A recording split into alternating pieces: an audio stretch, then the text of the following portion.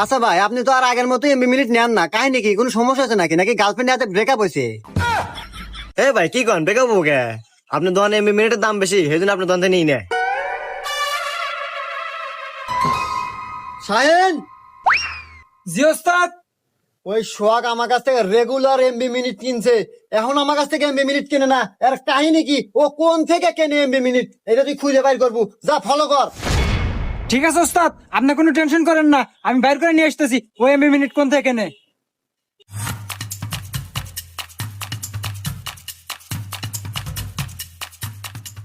তোমার বাপের নাম্বারে 200 জিবি দিয়ে দিছি, যাও।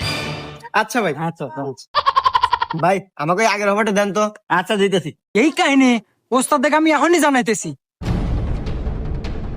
ওস্তাদ ওস্তাদ, খবর তো বাইর করে ফেলাছি। ও যে উত্তরপাড়া কাল্লু আছে না, ওর কাছ থেকে এমবি মিনিট ধুমসে কিনতেছে। তুই এমবি মিনিট বেচা মানে? ওর তো কোনো দোকান নাই। দোয়ান দেখতেছে না তো।